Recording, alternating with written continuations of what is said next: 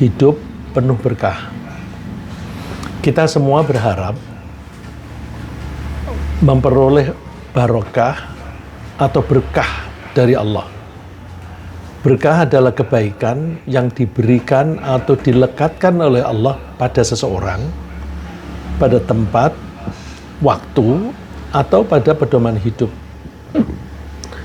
Berkah atau kebaikan itu bisa berupa materi atau non-materi, termasuk hal-hal yang bersifat kejiwaan atau ruhaniyah.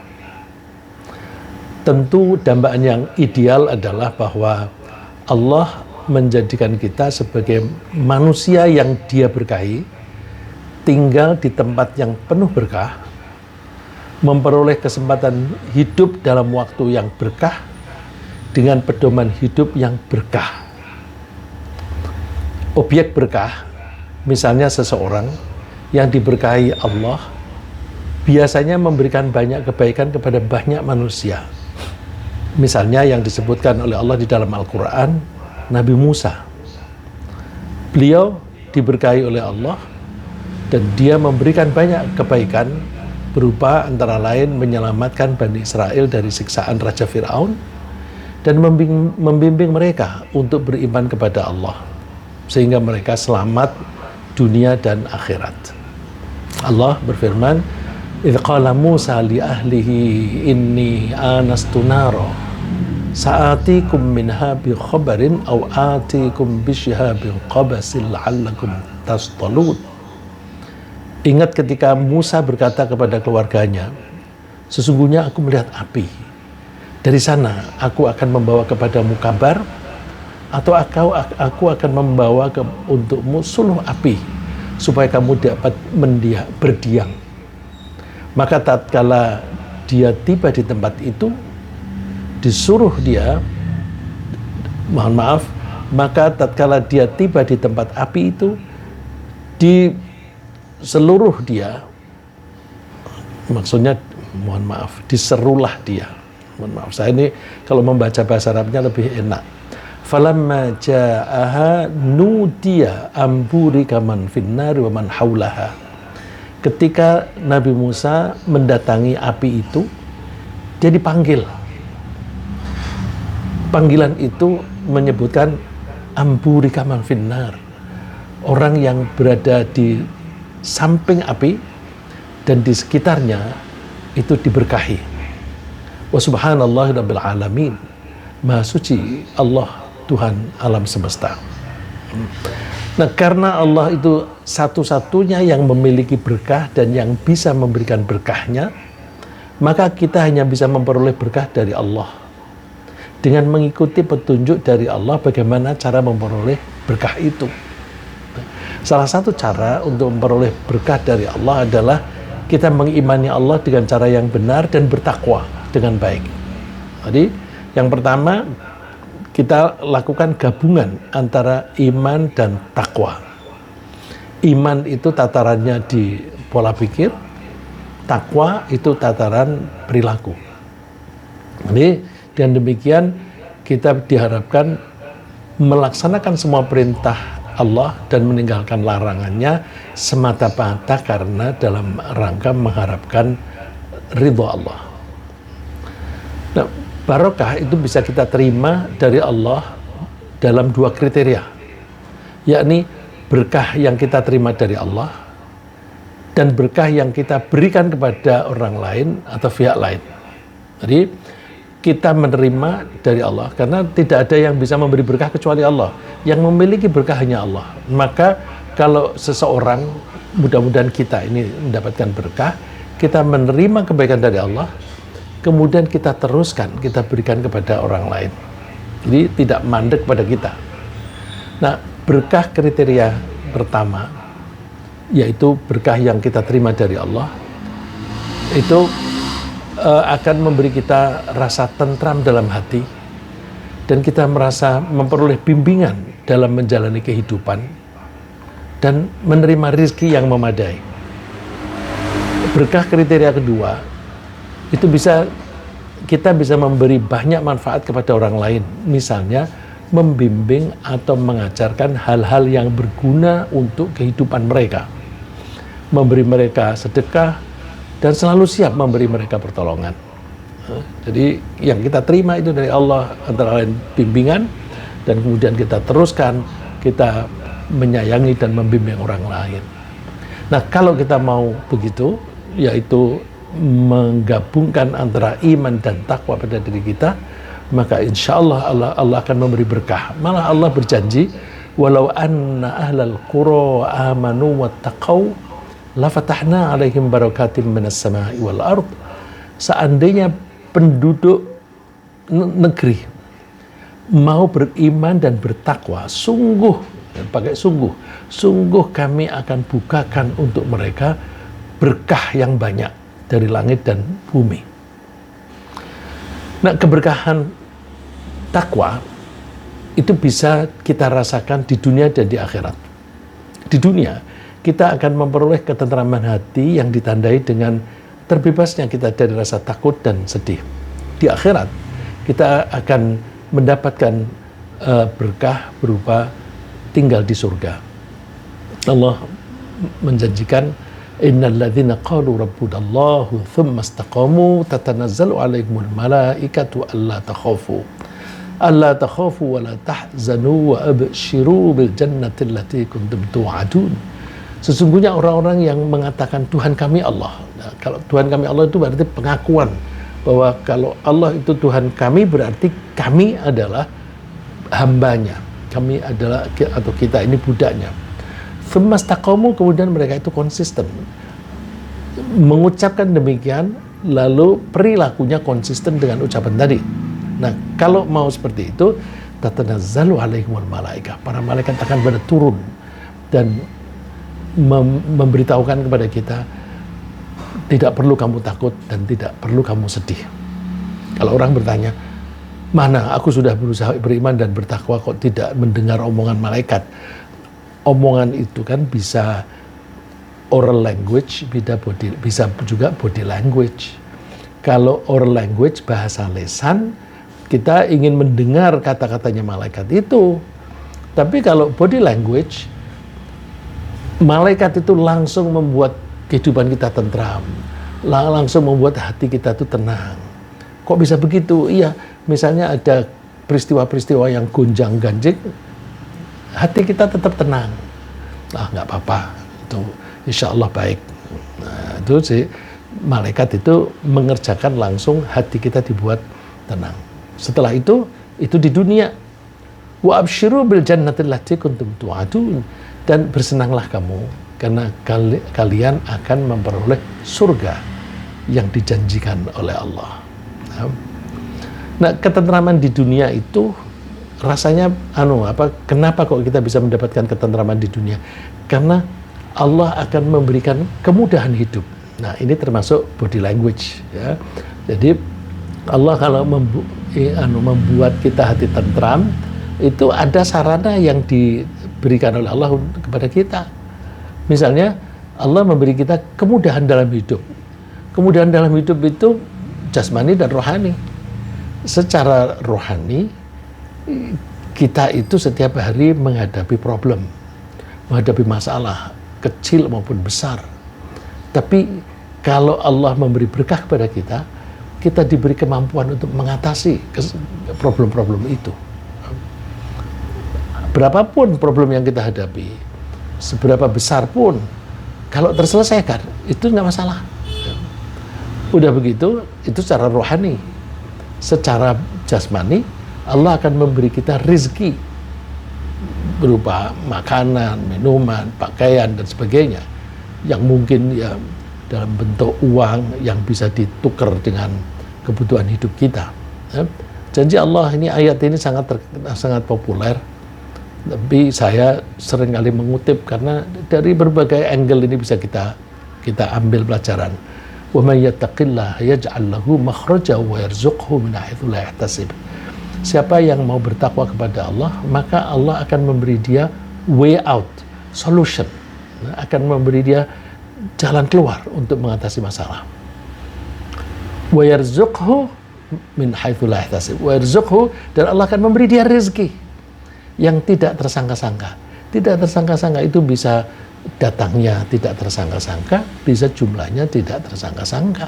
Kita sering, misalnya kok sepi, nggak ada order ya. Tiba-tiba datang order dari orang atau dari perusahaan yang kita tidak pernah mengenalnya, kita tidak pernah promosi kepadanya, tapi datang sendiri. Nah, itu kan tidak tersangka-sangka, ya. Dan jumlahnya juga tidak bisa kita perkirakan. Nah, itu dijanjikan oleh Allah untuk orang yang beriman dan bertakwa. Jadi udahlah, kalau kita kepingin mendapatkan banyak barokah, pegang dua itu, iman dan takwa. Yang kedua, cara untuk mendapatkan berkah adalah dengan cara menghayati pelajaran yang terkandung pada ayat-ayat Al-Quran. Kok itu hubungannya apa? Allah itu yang memiliki berkah. Allah membimbing kita dengan Al-Quran. Karena Al-Quran itu berupa bimbingan, maka kalau kita mengikuti ajaran-ajaran Al-Quran itu, kita akan hidup dengan baik, tidak melakukan tindakan-tindakan yang nanti akan memukul balik kita. Ya, kita seringkali melakukan perbuatan yang menurut perhitungan kita baik, tapi ternyata kebalikannya, ternyata itu counterproductive.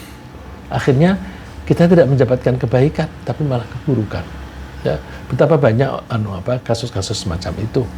Ya, yang kalau contoh-contoh yang kita ambil itu bisa contoh yang sifatnya publik. Tapi yang sifatnya publik itu kita hanya bisa membahas ketika sudah kelewat, ya. Ketika sudah kelewat. Kalau masih ongoing itu kita sulit memberi nilai. Nah, misalnya ada penguasa yang kepingin berkuasa terus-menerus. Ya.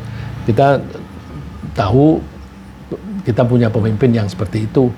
Bung Karno dulu dinyatakan sebagai presiden seumur hidup. Nah, kemudian ternyata itu counterproductive. Ya. Pak Harto juga begitu, ingin berkuasa terus-menerus meskipun tidak dinyatakan seumur hidup, tapi diperpanjang lagi. Akhirnya counterproductive. Sekarang ada presiden yang kepingin berkuasa lagi. Kepingin periode ketiga ternyata gagal. Kepingin sekarang ini yang masih ongoing, anaknya dijadikan penguasa. Karena ini masih dalam proses, kita tidak bisa mengatakan apa-apa. Cuma saya ingin memberikan contoh bahwa kita itu seringkali mempunyai perhitungan yang menurut kita itu baik. Tapi kalau perhitungan kita ini tidak berdasarkan bimbingan dari Allah, itu bisa counterproductive. Maka kita berusaha untuk melakukan apapun dengan bimbingan Allah. Nah, ini inti dari pengajian kita. Pengajian kita itu kita mempelajari Al-Quran, itu bimbingan dari Allah, kita aplikasikan. Nah, Nah, Allah memberi berkah kepada Al-Quran karena Al-Quran itu membimbing, dan kalau kita mau mempelajari dan kalau kita mau menerapkan, kita akan mendapatkan barokah dari Al-Quran. Ya. Allah berfirman, Kitabun anzalnahu ilaika mubarakun liyadabbaru ayatihi waliyatadzakkara ulul albab. Al-Quran itu kitab yang kami turunkan kepadamu. Al-Quran itu diberkahi, mubarak. Mubarak itu artinya yang diberkahi. Nah, karena Al-Quran ini diberkahi, liyadabbaru ayatih, diharapkan kita itu mau menghayati ayat-ayatnya Al-Quran, wa liyatadzakkara ulul albab, dan mau mempelajari. Jadi jangan dibiarkan aja Al-Quran itu jadi pajangan. Kita baca. Setelah kita baca, jangan hanya baca saja. Baca sudah bagus, ya, sudah memberikan pahala. Tapi kita teruskan, karena kita mengharapkan barokah. Kita teruskan, kita pelajari maknanya, kemudian kita terapkan dalam kehidupan sehari-hari. Insya Allah hidup kita berkah. Ya. Al-Quran itu banyak mengandung berkah, karena Al-Quran antara lain mengarahkan manusia untuk mengikuti cara hidup yang baik, yang mengentaskan manusia dari kegelapan menuju ke kecerahan dalam hidup.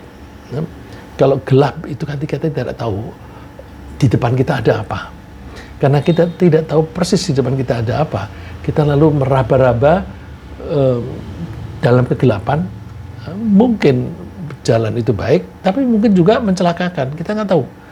Maka yang bagus adalah kita berjalan, kita mendapatkan penyinaran yang cukup, sehingga kita tahu di depan kita jalan yang aman kita lalui, dan kita tahu juga apa yang bisa membahayakan kita hindari atau kita singkirkan. Nah, Al-Quran itu antara lain fungsinya semacam itu. Allah berfirman, "Qad ja'akum minallahi nurun wa kitabun mubin." Telah datang kepada kamu dari Allah cahaya dan kitab yang memberi penjelasan. Itu Allah menyebutnya itu cahaya, ya. Karena ibaratnya Al-Quran itu isinya itu memberi kita penerangan sehingga kita tahu, oh, jalan yang di depan kita ini selamat, memberi kita keselamatan. Jalan yang itu ada belok ke kiri, itu celaka kita. Nah, itu penting, ya. Yahdi bihillahu man ittaba'a ridwanahu subulas salam. Dengan Al-Quran ini Allah memberi petunjuk kepada orang yang mau mengikutinya. Diberi petunjuk untuk mengikuti jalan keselamatan. Jadi kalau kita mempelajari Al-Quran, kita tahu, kita pelajari maknanya, terus kita ikuti. Jangan lalu asal dipelajari aja tapi kita nggak terapkan. Jadi ilmu yang bermanfaat adalah ilmu yang setelah kita ketahui lalu kita aplikasikan. Wa yukhrijuhum minadh-dhulumati ilan nur. Al-Quran itu mengentaskan kita, mengeluarkan kita dari ruang gelap, dari kegelapan menuju ke ruang terang. Bi'idhnih, atas izin Allah. Terus dengan itu, wa yahdihim ila siratal mustaqim. Allah membimbing mereka mengikuti jalan yang lurus. Nah, enak, kita hidup ini terbimbing. Nah, kadang-kadang orang itu ingin menikmati kebebasan. Kebebasan itu orang mengekspresikannya macam-macam. Di bidang politik misalnya, mereka ingin bebas berbicara. Nah, di bidang cara mencari penghasilan, mereka ada yang ingin bebas meskipun caranya tidak halal. Nah, kalau kita itu hanya sekedar mengikuti keinginan, itu kita bisa ujung-ujungnya nanti celaka. Karena kita maunya berbuat sesuatu yang memenuhi keinginan kita. Padahal orang lain juga mempunyai keinginan. Keinginan bisa bermacam-macam. Kalau kita memaksakan keinginan kita tanpa memperhatikan keinginan orang lain, maka kita bisa betul-betul memperoleh apa yang kita inginkan, tetapi merugikan orang lain. Kalau kita merugikan orang lain, maka kita akan dimusuhi oleh orang lain. Nah, dimusuhi oleh orang lain itu kecelakaan. Jadi Allah memberi bimbingan, lakukan ini, itu bagus untuk kamu, dan kamu tidak menyakiti orang lain, aman, gitu. Ya. Tapi kalau maunya itu apa? Pokoknya yang penting aku senang, aku dapat duit banyak, nanti bisa mencelakakan diri kita sendiri, ya. Karena Allah itu memberkahi Al-Quran, maka Allah juga memberkahi malam diturunkannya Al-Quran. Allah menurunkan Al-Quran di suatu malam di bulan Ramadan. Wal kitabil mubin, dan demi kitab Al-Quran yang memberikan penjelasan. Inna anzalnahu fi lailatin mubarakah. Sungguh kami menurunkan Al-Quran itu di malam yang diberkahi. Jadi Allah itu yang memiliki berkah. Al-Quran itu firman Allah, diberi berkah. Al-Quran turun di suatu malam, malam itu diberi berkah. Inna kunna mundhirin fiha yufraqu kullu amrin hakim. Al-Quran itu memberikan peringatan, dan di situ ada penjelasan-penjelasan yang memilah-milah segala urusan, dipilah-pilah, ini baik, itu buruk, ini benar, itu salah, dan sebagainya. Nah, itu kandungan Al-Quran. Kemudian karena Allah memberkahi Al-Quran dan memberkahi malam diturunkannya Al-Quran, maka kita bisa mengharapkan berkah dari Allah melalui Al-Quran, misalnya dengan cara menekuni ibadah pada malam diturunkannya Al-Quran, yang kita menyebutnya malam Qadar atau Lailatul Qadar. Nah, ini pahala bisa dilipat gandakan. Lipat gandanya pahala itu kan berkah. Ini seperti yang dituturkan oleh Allah di Inna anzalnahu fi lailatul qadr wa ma adraka ma lailatul qadr lailatul qadr khairum min alfi syahr. Kalau kita mau beribadah di malam Qadar, malam diturunkannya Al-Quran, Allah akan melipat gandakan pahala kita. Beribadah hanya dalam satu malam itu pahalanya lebih besar daripada beribadah sambil berjuang dalam 1000 bulan. Nah, ini sering kita bahas ketika bulan Ramadan. Ya. Termasuk berkah dari membaca Al-Quran adalah bahwa Al-Quran itu akan berperan sebagai penolong bagi pembacanya. Menjadi penolong besok di hari kiamat.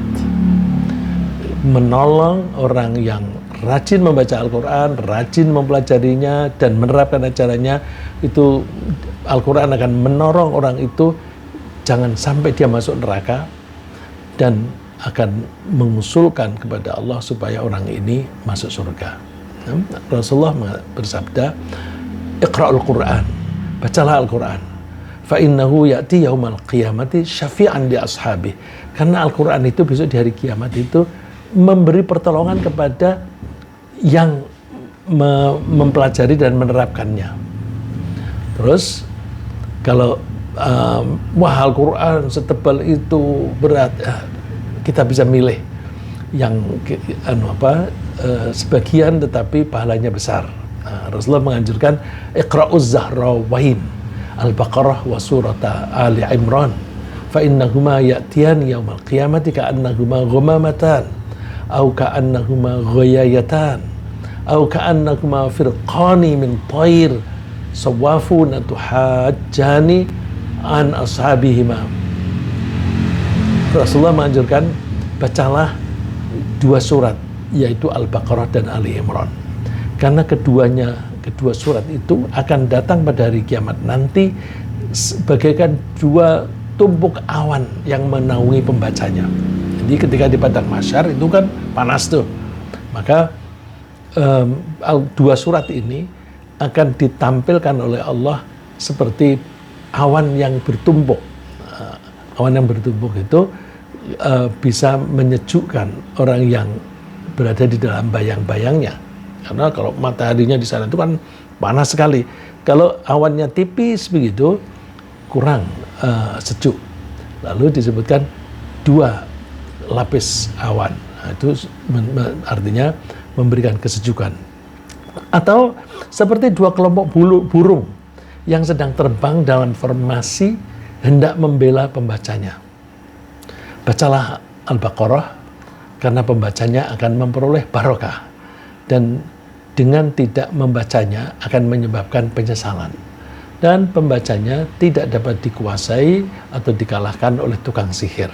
Nah, ini kalau kita rajin membaca 2 surat ini, maka kita dapat syafaat, pertolongan, dan untuk Al-Baqarah itu bisa menyebabkan kita dilindungi oleh Allah dari sihir. Nah, ini pernah ada cerita, ada orang Kanada yang waktu kuliah komunisme, ya, jurusannya itu mengenai komunisme. Terus mereka, para mahasiswa itu mencoba mempraktekkan hidup secara komunis di asrama.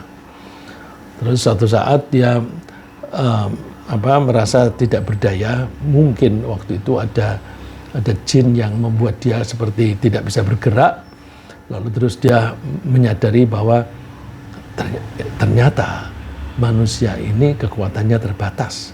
Ada hal-hal yang di luar kemampuan manusia untuk mengatasinya.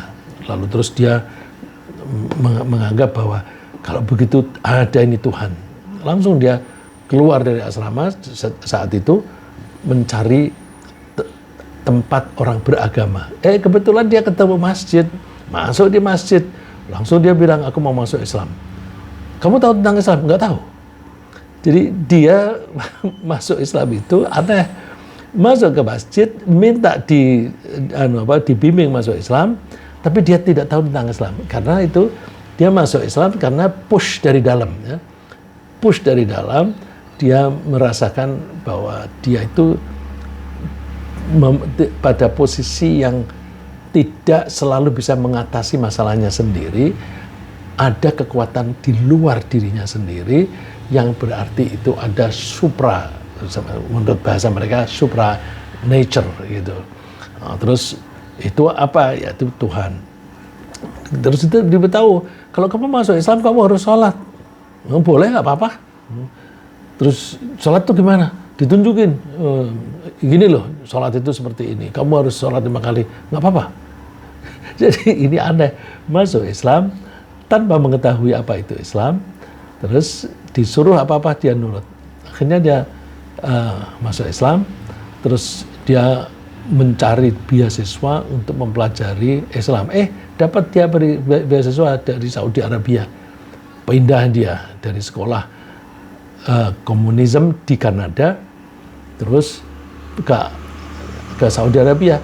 Dia mendapatkan beasiswa sampai dapat doktor. Itu si Philip namanya. Philip, kemudian dia menambah namanya dengan Bilal, lalu Bilal Philip. Nah, itu ceritanya, saya mau cerita bahwa bapak ibunya dia itu guru bahasa Inggris. Suatu saat ketika dia itu di Saudi Arabia, bapak ibunya kebetulan melamar kerjaan, diterima untuk mengajar di Jeddah. Nah, terus suatu saat dia nengok bapak ibunya mengeluh, itu ada ghost, ada hantu di rumah ini. Kadang-kadang itu di atas lemari ada wanita pakai rok merah gitu. Aku bacain rosario, nggak pergi-pergi dia. Gitu. Terus si Bilal Philip bilang, ya oke dah, aku punya waktu pendek, aku mau baca. Dia baca surat Al-Baqarah, mulai dari Alif Lam Mim sampai selesai. Habis itu, aku nggak ada waktu lagi, aku harus cepat-cepat pulang. Pulang dia. Habis itu, hantunya nggak muncul lagi. Nah, ini bukti bahwa kalau kita rajin baca surat Al-Baqarah, itu setan-setan akan menjauh. Setan-setan itu kan termasuk yang dipekerjakan oleh tukang sihir. Ya. Terus ini ceritanya itu, ketika Philip itu datang lagi ke ibunya, dia bilang, aku baca rosario ternyata nggak pernah mempan. Kamu baca apa sih? Itu kok ampuh sekali. Kamu baca sekali langsung hilang itu. Dikasih tahu itu surat Al-Baqarah. Nah, terus dia bilang, aku mau masuk Islam tapi jangan bilang-bilang sama bapakmu ya. Ya alhamdulillah itu Philip senang sekali. Terus ibunya masuk Islam. Nah ini poin saya adalah bahwa Al-Quran itu penuh berkah. Jangankan seluruh Al-Quran, satu surat saja itu juga penuh berkah. Berkahnya macam-macam. Antara lain membimbing kita untuk berperilaku baik, berperilaku yang menyebabkan kita masuk surga. Membimbing kita supaya kita itu hidup harmonis dengan sesama manusia. Dan juga membuat berkahnya itu antara lain kita menjadi dijauhi oleh setan-setan. Nah, maka itu salah satu berkah dari Al-Quran. Kita juga mengharapkan berkah pada rizki yang diberikan oleh Allah pada kita. Kita sering kali, ya Allah berilah saya rezeki yang berkah. Terus kita mengharapkan yang barokah. Tentu kita kalau ingin berkah ya mencarinya yang halal, jangan dengan cara yang haram. Yang haram itu adalah rezeki yang diperoleh dengan mengambil hak orang lain atau merugikan orang lain. Jadi, kalau mengambil hak orang lain, misalnya menipu barang yang seharusnya harganya 100.000 dijual 200.000 dengan bohong, bahwa ini kualitasnya nomor 1 dan sebagainya. Padahal itu bukan kualitas itu. Terus orang membayar dengan harga yang mahal, ternyata cepat rusak, bukan bukan yang aslinya gitu. Nah, itu merugikan orang lain, ya, apalagi korupsi, ya, korupsi yang sekarang ini lagi marak di negeri kita ini. Ya, gimana nggak marak? Demokrasinya itu demokrasi yang mahal. Orang bisa mencalonkan diri menjadi pejabat kalau ada biaya. Nah, itu menyebabkan banyak orang lalu terus mencari dana yang tidak halal dengan menzalimi orang lain. Karena nanti berharap ketika jadi pejabat bisa mengambil harta rakyat, harta negara. Nah, itu tidak halal. Nah, itu tidak berkah. Nah, jadi rezeki akan penuh berkah bila kita memperolehnya dengan cara yang halal, masuknya itu dengan cara yang halal, dan keluarnya kita pakai untuk membiayai hal-hal yang banyak mendatangkan pahala, seperti untuk konsumsi bagi keluarga yang taat kepada Allah, untuk membiayai pendidikan, untuk memfasilitasi orang-orang yang melaksanakan kegiatan ibadah, dan untuk membiayai perjalanan haji dan umroh. Ya. Saya kasih contoh yang sederhana. Kita makan, terus habis itu tidur. Jadi energi yang kita peroleh dari makan tidak kita gunakan untuk melakukan hal-hal yang produktif. Terus kemudian tidur, ya berarti tidak dapat. Tidur sebenarnya masih ada manfaatnya. Ya. Setelah tidur kan dia tenaganya pulih kembali. Misalnya habis makan terus dipakai untuk kegiatan yang tidak ada value-nya, tak bergurau atau main game yang tidak ada hasilnya dan sebagainya. Nah, itu energinya itu tidak ada kebaikan dari situ, berarti rezeki itu tidak berkah. Nah, itu kalau kita konsumsi sendiri. Kalau kita berikan kepada orang lain, misalnya kita punya uang 20.000 lah misalnya, kita berikan kepada pemulung. Nah, kita seringkali kasihan sama pemulung kan. Terus kita kasihkan kepada pemulung, dengan dia menerima 20.000, anggaplah itu bisa dipakai untuk makan 1 porsi nasi dan lauknya dan minumnya. Terus energi yang dia peroleh dari makanan ini dipakai lagi untuk mulung. Mulung itu ada hasilnya. Dia mendapatkan uang yang nilainya lebih besar daripada 20.000 yang kita kasih tadi. Nah, itu berarti ada barokah. Ya. Terus karena lebih dari 1 porsi, dia bisa menggunakannya untuk makan dirinya dan keluarganya. Oke, bagus.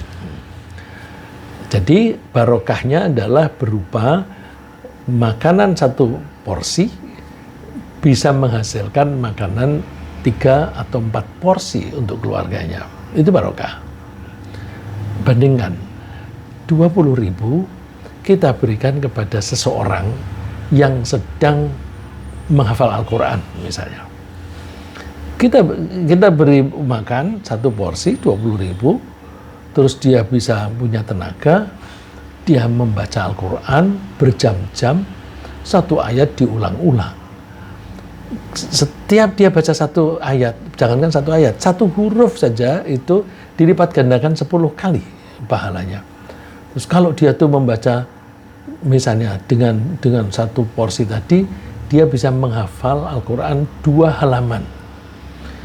Dan menghafal itu pasti diulang-ulang berpuluh-puluh kali. Kalau teorinya untuk menghafal itu 1 ayat diulang 40 kali minimum. Nah, terus kalau dia membaca 40 kali berapa ayat? Itu pahalanya banyak. Kita memberinya hanya 1 porsi makanan, tapi pahala yang kita peroleh banyak sekali. Nah, makanya kalau kita bersedekah, kita pilih-pilih kepada siapa. Tentu si orang yang ada kesulitan seperti pemulung itu ada yang kesulitan, dan tapi pemulung belum tentu sholat, gitu kan? Belum tentu sholat. Jadi hanya bisa memberi berkahnya itu hanya bisa memberi makan asalnya kita memberi 1 orang, kemudian hasilnya bisa memberi makan untuk 4 atau 5 orang. Hanya itu, tapi tidak ada pahala seperti dia sholat. Dia sholat, kalau dia bisanya sholat karena ada tenaga itu, kita dapat. Ya. Nggak ada. Jadi kalau kita mengeluarkan biaya, kita hitung-hitung. Berkah nggak?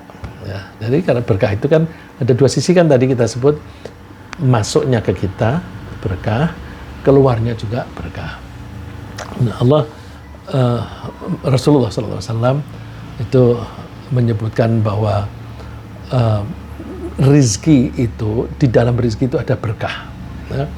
Inna hadzal mala khadiratun hulwatun man asabahu bihaqqihi burika lahu fih wa rubba mutakhawwidin fima sya'at bihi nafsuhu min malillahi wa rasulih laisa lahu yaumal qiyamati illa nar. Harta itu bagaikan sayuran hijau. Bagaikan sayuran hijau. Sayuran hijau itu kan sesuatu yang dilihatnya indah, yang kalau dimakan enak, terus menghasilkan energi dan sebagainya. Jadi harta itu diumpamakan semacam itu. Siapa yang mencari harta itu dengan cara memberikan hak kepada pemiliknya. Artinya kalau kita berjualan, menjual barang, hak pembeli kita penuhi. Kalau kita menjadi pembeli, hak penjual juga kita penuhi. Jadi kalau kita itu berbisnis, orang yang bekerja sama dengan kita dalam bisnis itu, hak mereka kita berikan. Karyawan kita berikan haknya, kita penuhi. Nah, kalau kita bisa memenuhi hak-hak orang semua pihak itu, maka Allah akan memberkahi. Burika lahu fih, Allah akan memberkahi di rezeki itu. Nah, sebaliknya, orang yang suka menggunakan harta hanya sekedar mengikuti hawa nafsunya saja, padahal harta itu hakikatnya kan milik Allah. Hakikatnya milik Allah digunakan semaunya saja sesuai dengan hawa nafsunya. Nah, itu disebutkan oleh Rasulullah, nilainya itu menjadi harta itu akan menjadi api di neraka. Nah, terus agar Allah itu memberi kita rizki yang berkah, nah kita mesti menjaga kejujuran dalam bekerja atau dalam berbisnis, baik berdagang barang maupun berdagang jasa.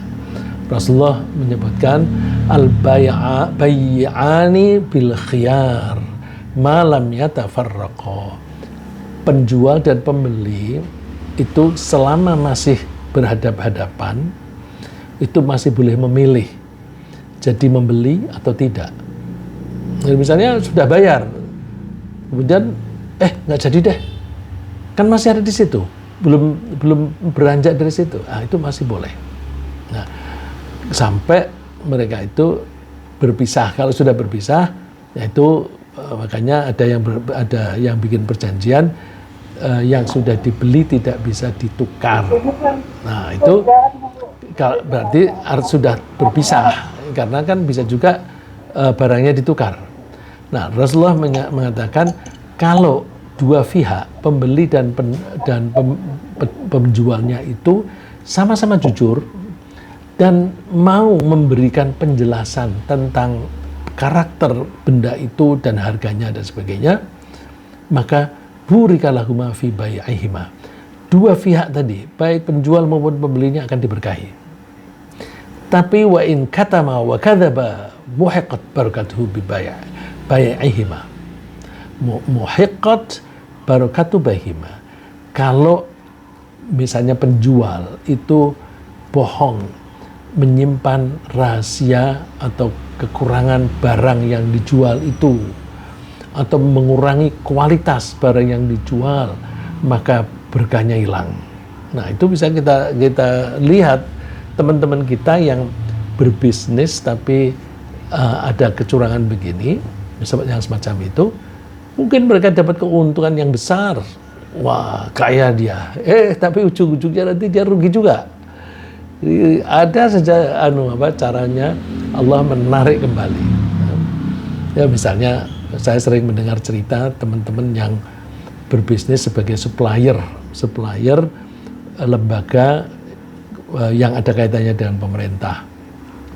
Itu dia bisanya dapat order, dia nyokok. Terus si pejabatnya itu supaya bisa mendapatkan bagian dari situ, itu di markup. Ya. Jadi si pejabatnya sudah curang, si pembelinya itu suppliernya supaya bisa dapat order nyokok. Nah, nyokok itu supaya orang lain tidak dapat, hanya dia yang dapat. Dia sudah mengambil hak orang lain, ya.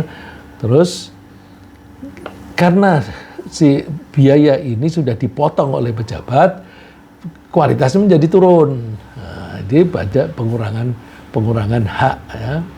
Kemudian ini baik pejabatnya itu maupun si suppliernya ini menjadi tidak mendapatkan berkah karena dua-duanya mengambil hak orang lain. Nah, saya sering ketemu pengusaha yang menjadi supplier begini, lumayan penghasilannya. Tapi ujung-ujungnya dia bilang, tapi habis juga duitku.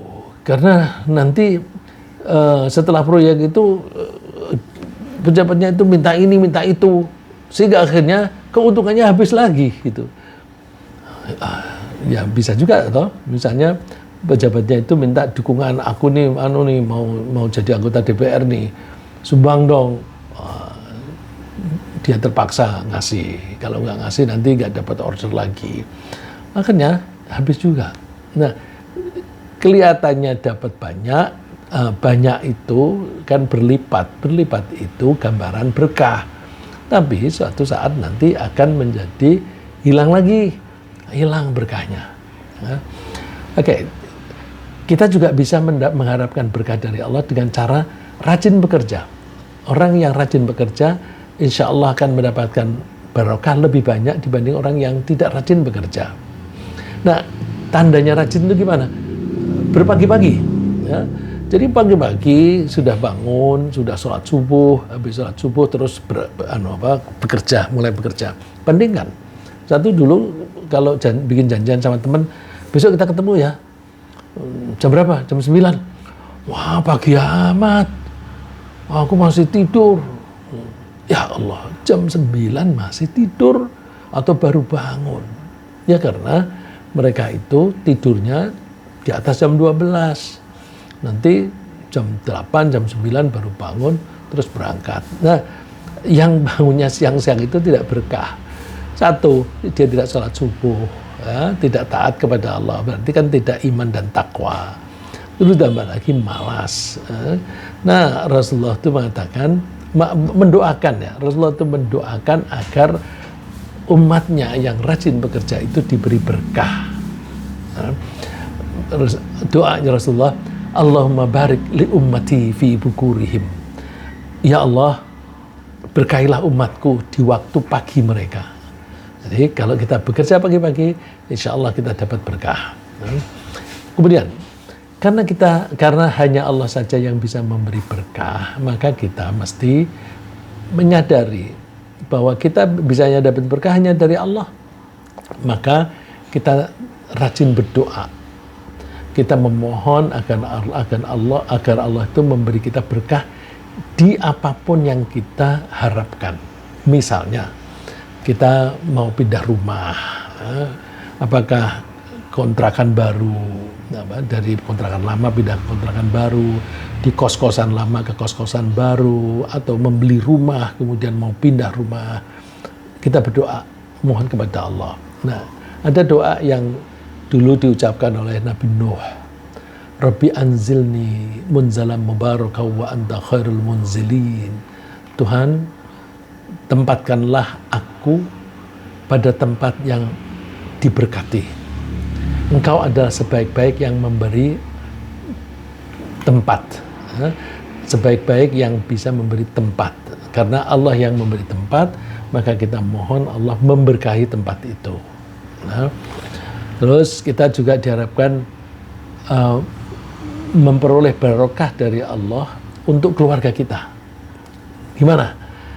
Kalau kita pulang atau masuk rumah dari mana saja, begitu masuk rumah kita salam. Salamnya itu salam itu kan doa. Assalamualaikum warahmatullahi wabarakatuh. Assalamualaikum, mudah-mudahan kalian selamat. Warahmatullah, dan mudah-mudahan Allah merahmati atau menyayangi engkau. Dan poinnya yang sesuai dengan judul kita, wabarakatuh, dan juga barokah dari Allah. Jadi akan bagus kalau kita salamnya itu lengkap. Kita seringkali cenderungnya Assalamualaikum, baru salam. Kalau bisa diteruskan sampai wabarakatuh, dan mudah-mudahan Allah memberi barokah. Nah, ini perintah Allah. Fa idza dakhaltum buyutan fasallimu ala anfusikum tahiyatan min indillahi mubarakatan thayyibah. Ketika kalian itu memasuki rumah, hendaklah kalian memberi salam kepada dirimu sendiri. Kok dirimu sendiri? Ya, kalau kita mengucapkan salam kepada keluarga, Assalamualaikum warahmatullahi wabarakatuh, nanti kan keluarga membalas, Waalaikumsalam warahmatullahi wabarakatuh. Jadi kita yang baru datang mendoakan orang-orang yang di rumah, terus yang di rumah mendoakan kembali. Berarti kalau kita salam itu menyalami diri kita sendiri. Kalau kita berdoa mendoakan orang lain dapat barokah, kita sama dengan berdoa untuk diri kita sendiri, karena kita akan dapat respon.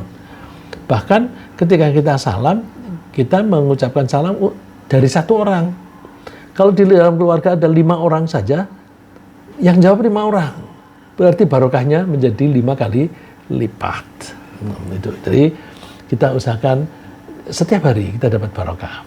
Kita juga mohon kepada Allah, misalnya ketika kita bekerja, kita berdoa, ya Allah berilah saya rezeki yang halal, yang baik, yang berkah. Doanya antara lain misalnya Allahumma rzuqna rizqan hasanan wasi'an halalan thayyiban mubaraka wa anta khairur raziqin. Wah, doa ini lengkap nih.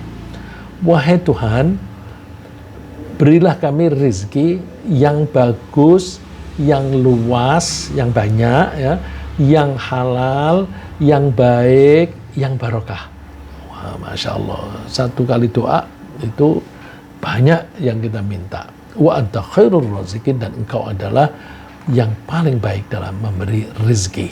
Nah, mudah-mudahan apa yang kita bahas ini mendorong kita untuk selalu mendekatkan diri kepada Allah, agar Allah memberi barokah kepada kita, memberi kebaikan yang banyak kepada kita. Nah, ringkasnya apa yang kita bahas adalah bahwa Allah memberi berkah, yaitu berbagai macam kebaikan yang menetap dan tumbuh pada seseorang, daerah, waktu, dan pedoman hidup.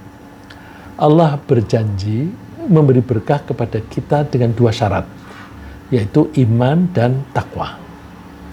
Kita membangun iman dan takwa dengan berpedoman Al-Quran yang penuh berkah. Kita memohon Allah untuk melimpahkan berkah pada tempat tinggal kita, pada penghuni rumah kita, dan pada rezeki kita. Semoga Allah menjadikan kita hamba-hamba yang beriman dan bertakwa dengan kehidupan yang penuh berkah.